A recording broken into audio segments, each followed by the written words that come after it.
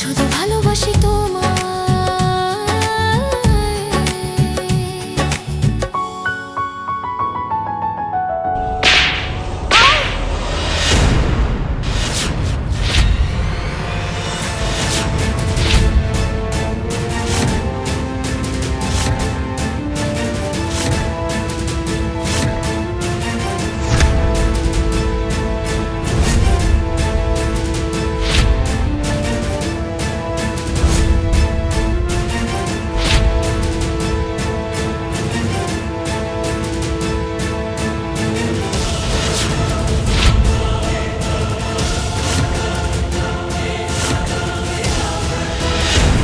এরকম একটা কাজ করার তোর সাহস কি করা হলো সিয়া?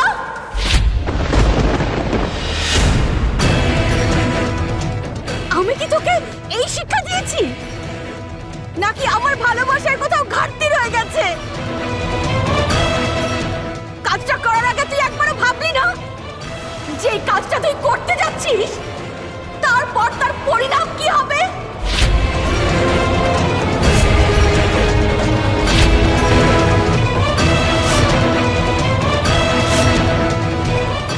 আজ তোর ভুলের জন্য আমার রামের জীবনে বিপদ নেমে আসছিল।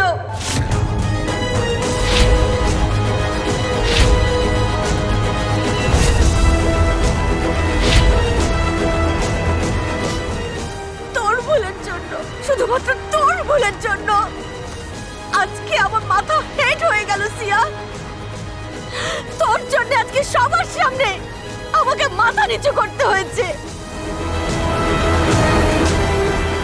বল সিয়া, আমার ভালোবাসার পরিণাম তুই এটা দিলি?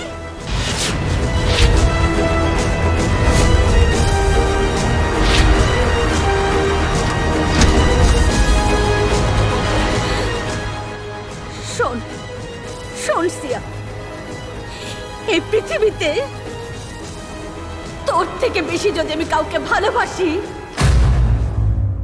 সে হচ্ছে আমার রাম। আমার রাম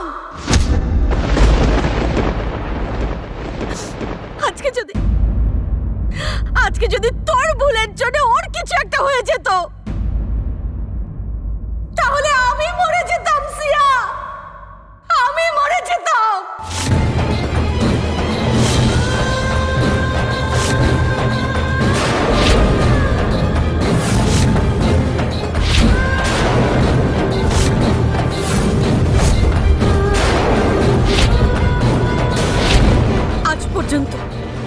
আজ পর্যন্ত আমি লড়াই করেছি তোর অধিকারের জন্য, আমার মেয়েকে দেয়া কথা রাখার জন্য, কিন্তু কখনো কারো প্রাণ নেওয়ার চেষ্টা করিনি। তুই আজকে ভুল করেছিস সিয়া। আজকে তুই তো নিজের সাথে আমাকে আর আমার পরিবারকে ছোট করেছিস।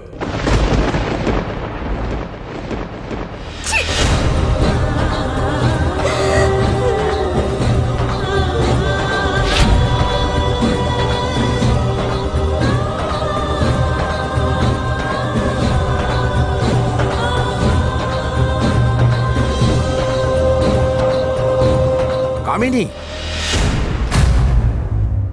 আরে একটা থাপ্পড়ে কি ও কিছু বুঝতে পারবে? আরে দু চারটে থাপ্পড় দরকার, তবে যদি ওর মাথা খোলে।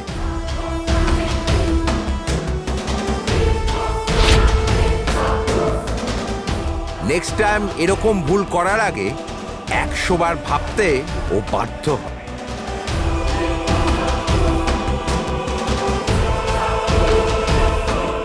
কামিনী, একটা কথা কান খুলে শুনে রাখো, সে রামই হোক আর চিকিমাই হোক, তারা যদি এটা জানতে পারে কেসটা রিওপেন করে বা পুলিশে কমপ্লেন করে, তাহলে তুমি আর তোমার নাতনি একসাথে দুজনে জেলে যাবে। জেলে যাবে বধূ নির্যাতনের কেসে, আর জেলে যাবে তাকে খুন করার চেষ্টার জন্য, বুঝলে?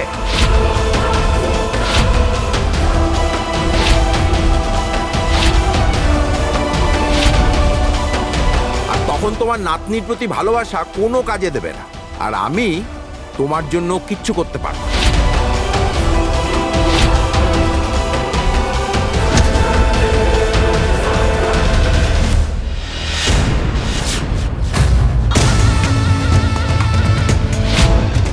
এত নিষ্ঠুর তুই?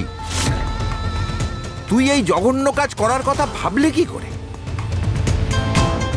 একটা মানুষকে মেরে ফেলার কথা ভাবছিস? ছি! আমার তো আগে থেকেই সন্দেহ ছিল তোর শরীরে জানকীর রক্ত প্রবাহিত হচ্ছে নাকি কোনো পাপী। শোনো, চুপ!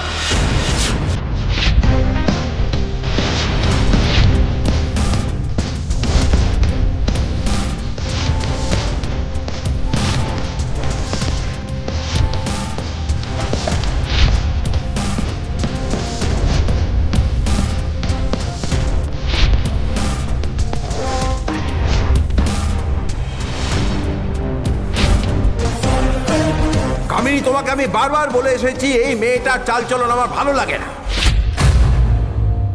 তাও তুমি তাকে মাথায় তুলে রেখেছ। আরে কথায় আছে, সাপকে তুমি যতই দুধ খাইয়ে দাও না কেন সে নিজের হবে না, দিন পেরোতে না পেরোতেও তোমাকেই ছোবল মারবে। আর এই মেয়েটা হচ্ছে সেই বিষধর সাপ। এ শুধু বিষধর সাপই নয়, এ তো তার চেয়েও বেশি ভয়ঙ্কর।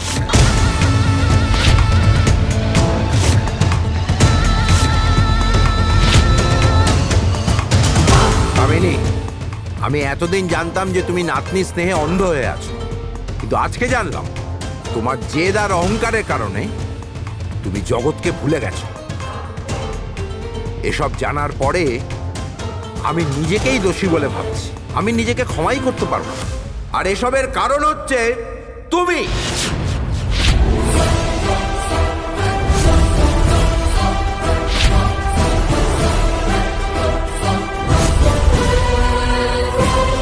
মনে রেখো, আজ পর্যন্ত যে চিকিমা চুপ করে রয়েছে সেটা খালি এই পরিবারের প্রতি ভালোবাসা আর দয়ার জন্য। কামিনী, এখনো সময় আছে নিজেকে শুধরে নেওয়ার। আর এই সাপকে দুধ দেওয়া বন্ধ করে জঙ্গলে ছেড়ে দিয়ে এসো। দেখে নিও, সবকিছু আস্তে আস্তে ঠিক হয়ে যাবে।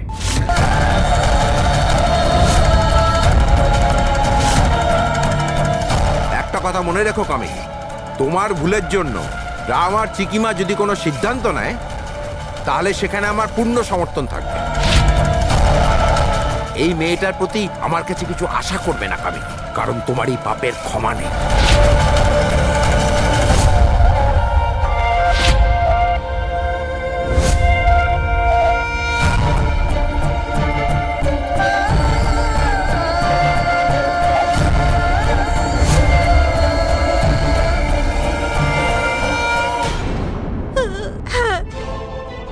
তুমি ঠিক বলেছ,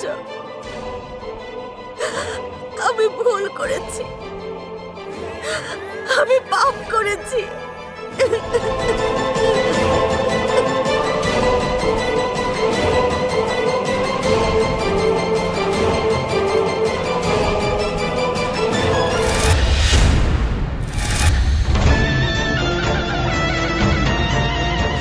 হ্যাঁ, এই বুড়ি আবার দল বদলে ফেলো নাকি? যদি এরকম হয় তাহলে তো আমার সমস্ত স্বপ্ন ভেঙে যাবে। তারপর তো আমাকে ছেড়ে, না না, এই বুড়ি ও চিকিকে অ্যাকসেপ্ট করার জন্য আমায় এমন কোনো বড় ধরনের কাজ করতে হবে যাতে বুড়ি আমার দিকে চলে আসে। না, এমনিতে হবে না। মা, আমি আজ পর্যন্ত তোমার কোনো কথা অমান্য করিনি, ভবিষ্যতেও করব না। কিন্তু আজকে যেটা হয়েছে সেটা ঠিক হয়নি। শিয়া যেটা করেছে ভুল করেছে।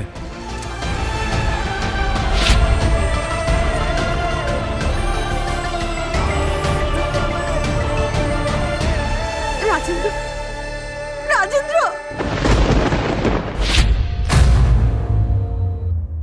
ঠাকুমা,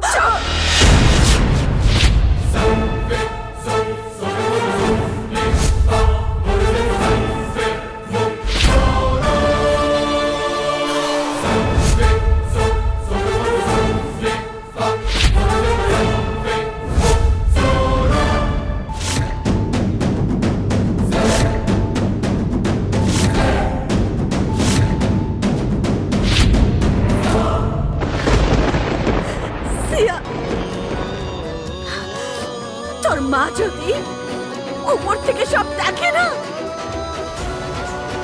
তাহলে সেও এখন খুব কষ্ট পাচ্ছে। তার আত্মা কখনো শান্তি পাবে না, কখনো না। কেন সিয়া, কেন তুই এরকম ভুল করলি?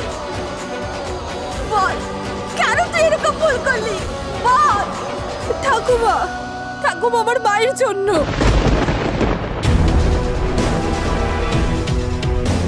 ঠাকুমা, ঠাকুমা আমার মায়ের স্বপ্ন অসম্পূর্ণ রয়ে গেল ঠাকুমা। আর আমার মায়ের শেষ আশাটাও নষ্ট হয়ে গেল। ঠাকুমা, তোমরা শুধু আমার ভুলটাই দেখতে পাও, আমার কষ্ট যন্ত্রণা কোনোটাই তোমরা দেখতে পাও না।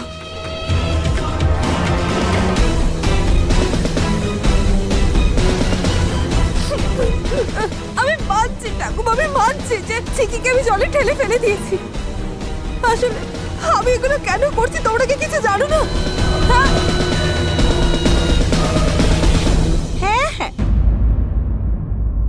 এমন করে বলছে যেন অনেক বড় করে পুণ্যের কাজ করে এসেছে। পুণ্যের কাজ বলছো?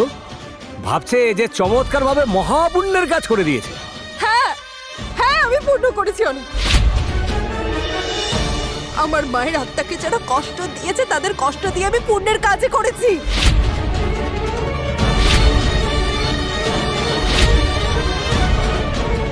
ঠাকুমা, রামের সাথে চিকিকে দেখলে আমার খুব কষ্ট হয়, সেটা দেখে আমি সবকিছু ভুলে যাই ঠাকুমা। কোনটা ঠিক কোনটা ভুল আমি কিচ্ছু বুঝতে পারি না। তুমি বলো ঠাকুমা, যখন আমি দেখতে পাচ্ছি যে আমার জায়গাটা অন্য কেউ নিয়ে নিয়েছে, আমি কি করে ভালো থাকবো ঠাকুমা? প্রতি বছর আমি আর রাম একসাথে মিলে নৌকা ভাসাতাম, আর সেই নৌকাটাকে রামের সাথে আমার নাম লেখা থাকতো।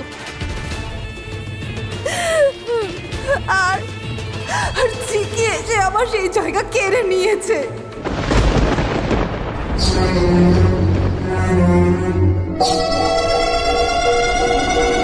ঠাকুমা, ঠাকুমা, আমি ওকে ছোটবেলা থেকেই চিনি। ওর এই ভালোবাসাটা মিথ্যে। ও রামকে পাওয়ার জন্য শুধু অভিনয় করে যাচ্ছে। আর রাম এই সমস্ত কিছুই বুঝতে পারছে না ঠাকুমা। কিন্তু ঠাকুমা, কিন্তু চিকির মায়া জালে আমি রামকে ভাসতে দেব না।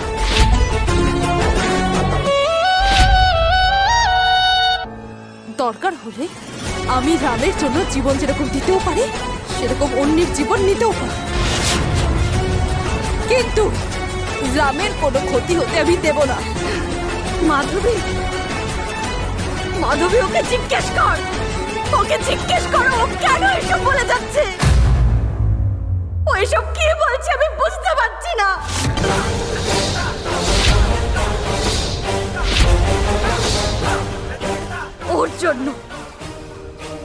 ওর জন্য আজকে সবার সামনে আমার মুখ বন্ধ হয়ে গেছে। জানি না এরপর আমাকে আরো কত কিছু দেখতে হবে। আমার তো মনে হচ্ছে ওর উপরে বিশ্বাস করে আমি অনেক বড় ভুল করেছি।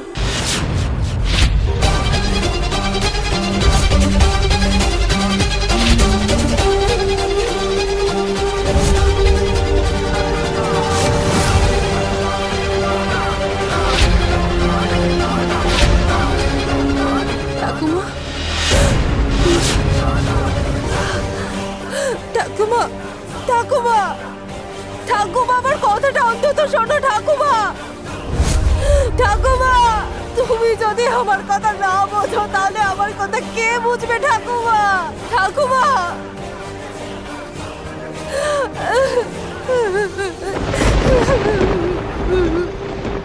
এই মিথ্যেবাদী, এই এখন এই কুমিরের চোখের জল বইয়ে কোনো লাভ নেই। হ্যাঁ, তাড়াতাড়ি গিয়ে নিজের ব্যাগপত্র গুছিয়ে নে, তোকে বাড়িতে যেতে হবে। হে দেবী মা, কে জানে বাবা রাম আসলে তোর কি অবস্থা করবে। এই যে শোনো না, চলো এখান থেকে পালাই।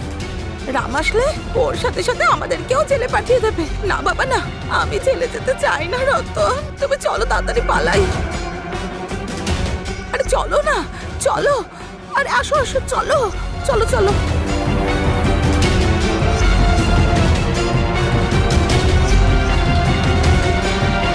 চিকি!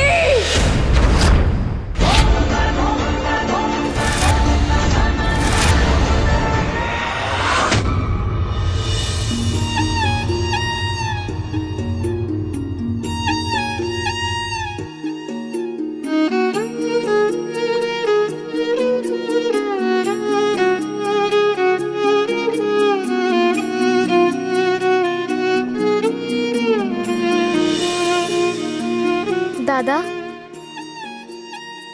আমি বৌদির জন্য ওষুধ আর স্যুপ নিয়ে এসেছি। আমি একটু ডেকে এটা খাইয়ে দিচ্ছি। আমার তো মনে হচ্ছে বৌদির তো জ্বরও আসতে পারে।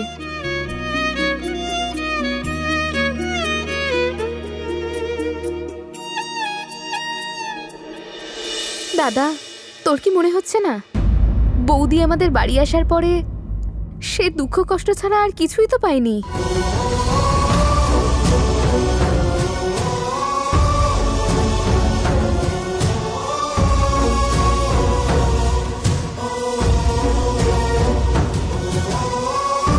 না তো সে আগের পরিবারের কোনো ভালোবাসা পেয়েছে, আর না এই পরিবারের পাচ্ছে। দাদা, তার সাথে এরকম কেন হচ্ছে বারবার? কোনো মেয়ের কি বিয়ে হওয়ার পরে তাকে কি এই সব কিছু সহ্য করতে হয়?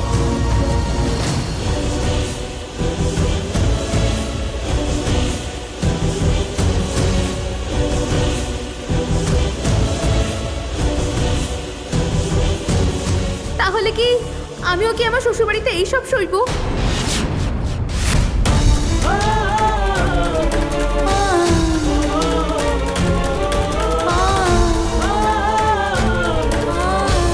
না রে বোন, এসব নর্মাল মেয়েদের জীবনে ঘটে না।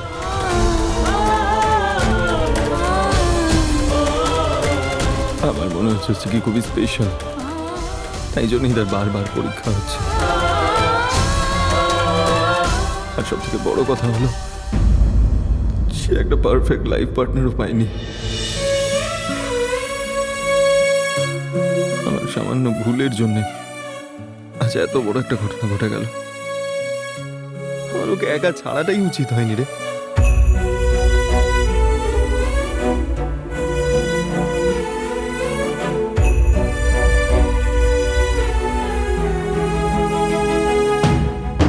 সব ভুল আমার, আমি কেয়ারলেস হয়ে গেলাম।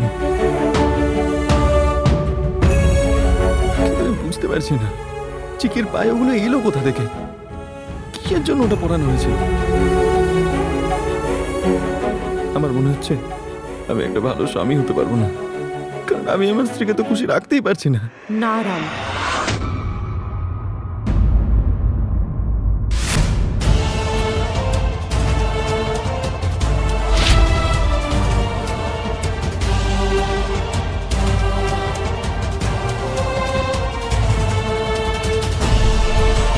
মা, ভুল তোর নয় বাবা, আসলে ভুল হয়েছে আমার।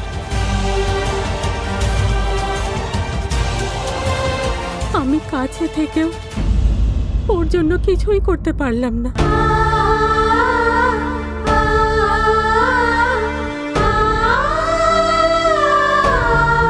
মা যখন আমার চোখের সামনে চিকিকে শাস্তি দিল, আমি কিছু বলিনি, আমি চুপ করেছিলাম।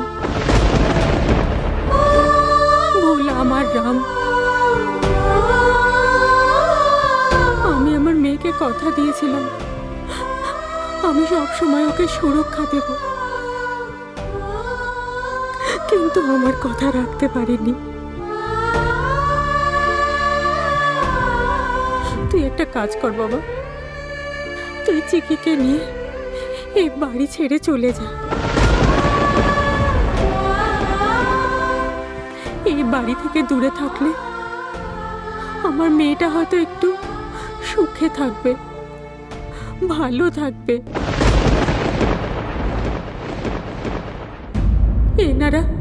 এনারা কোনোদিনও ওকে ভালো থাকতে দেবে না।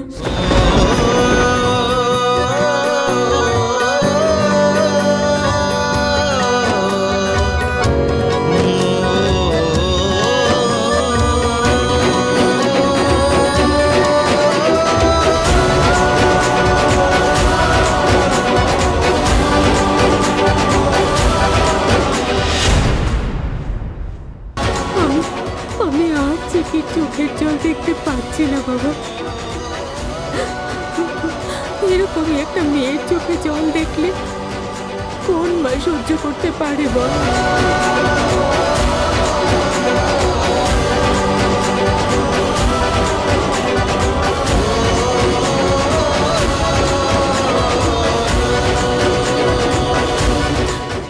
তুই একটা কাজ কর, যদি পারিস তুই চিকিকে নিয়ে এখান থেকে চলে যা, যত তাড়াতাড়ি সম্ভব ওকে এখান থেকে নিয়ে যা।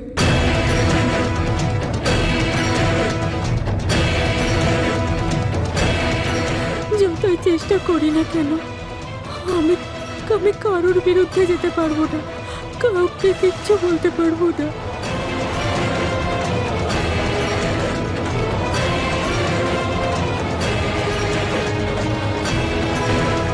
আমি তোদের দুজনকে আর এরকম কষ্টে দেখতে পাচ্ছি না বাবা। তুই যত তাড়াতাড়ি পারিস ওকে নিয়ে এখান থেকে চলে যা। তুই ওকে এইসব কষ্ট থেকে মুক্তি দে বাবা, একটু ভালো থাকতে দে, ওকে ভালো থাকতে দে।